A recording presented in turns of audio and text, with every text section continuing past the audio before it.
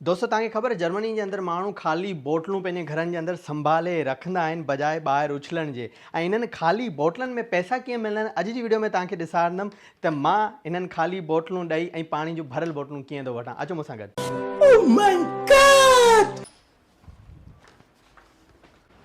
असांजे घर जे नज़दीक हिकिड़ो सुपर मार्केट स्टोर आहे जंहिंखे पेनी चवंदा आहिनि। अचो त असां पेनी जे अंदरि हलूं था। इहो पेनी हिकिड़ी सुपर मार्केट आहे, तव्हां कंहिं बि सुपर मार्केट में वञी सघो था, बट इहो असांजे घर जे नज़दीक आहे त असां वेंदासीं हिन जे अंदरि।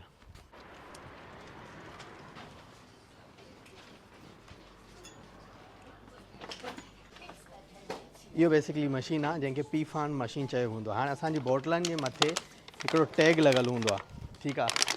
हाणे हुन टैग सां गॾु असां जेको सो बोटल अंदरि विझंदासीं त शो थींदो, ॾिसजो।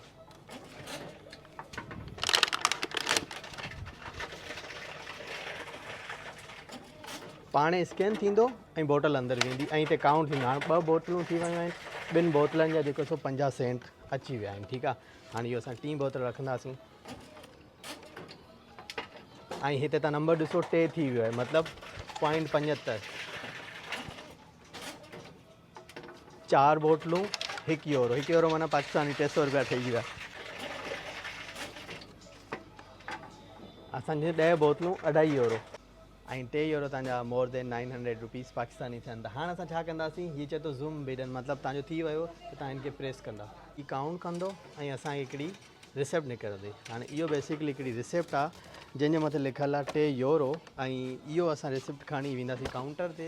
हुन खां पोइ असां कुझु बि वठी सघूं था हिननि पैसा। तॾहिं तव्हांजा माण्हू जेके होमलेस हूंदा आहिनि न, उहे ख़ाली बोटलूं चूंडी पोइ हुननि में बियर वठंदा आहिनि। हाणे 3 यूरो में अगरि बियर वठणु चाहे केरु त घटि में घटि तव्हांजा जेको आहे सो 3 बियर आराम सां अची सघनि था। हेॾो बियर सस्तो आहे जर्मनी। हुन खां गॾु मिल्क ऐं किलो दही। हाणे इहो असांजा पैसा कढंदा हिन रिसिप्ट में।